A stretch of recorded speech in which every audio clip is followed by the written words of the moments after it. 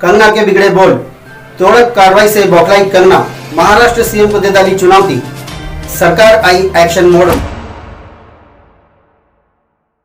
नमस्कार, आदाब, मैं हूं समीर शेख। महाराष्ट्र में पिछले कई दिनों से तनातनी का दौर चल रहा है। बॉलीवुड अभिनेत्री कंगना रनौत द्वारा सुशांत सिंह की मौत को लेकर मुंबई पुलिस पर सवालिया निशान खड़ा कर दिया गया है। उन्होंने ट्विटर अकाउंट पर अपने एक ट्वीट के जरिए मुंबई पुलिस की बड़ी आलोचना की है और मुंबई को पाक अधिकृत कश्मीर कहकर उन्होंने संबोधित किया। कंगना द्वारा दिए गए इस बयान पर आपत्ति जताते हुए मुंबई और महाराष्ट्र की कई शिवसेना की महिला कार्यकर्ताओं ने उसका विरोध प्रदर्शन करते हुए कंगना रनौत का पुतला फूंका और साथ ही कंगना रनौत मुर्दाबाद के नारे लगाए और पुलिस का समर्थन करते हुए मुंबई पुलिस जिंदाबाद के नारे लगाए।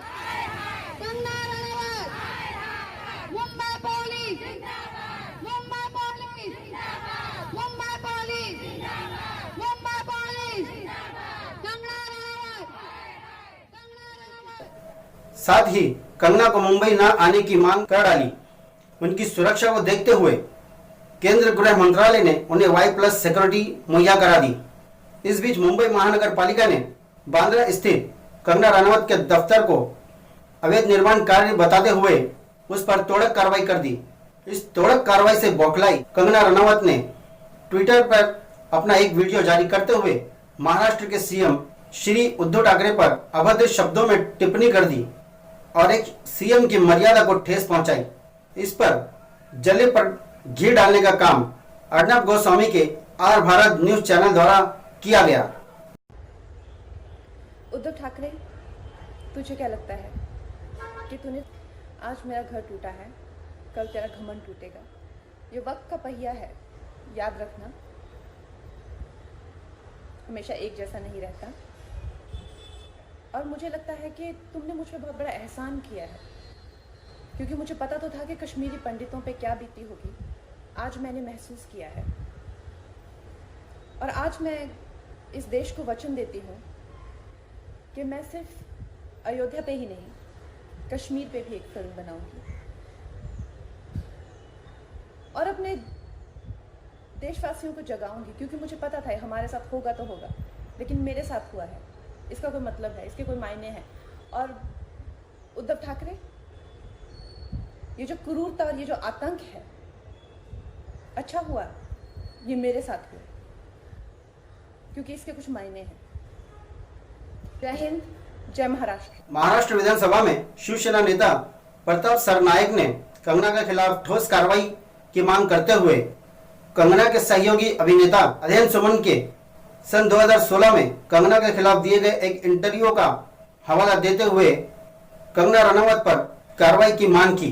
करीबी दोस्त ने ऐसे कंप्लेंट किया था पिछले कई दिनों पहले कि कंगना रनौत ड्रग लेती थी और मुझे भी देती थी और हम लोग दोनों ड्रग का सेवन करते थे। अध्ययन सुमन जैसा एक अभिनेता अगर कंप्लेंट करता है और उनकी छवि जो है समाज में बदलने की कोशिश करता है तो ये होनी नहीं चाहिए।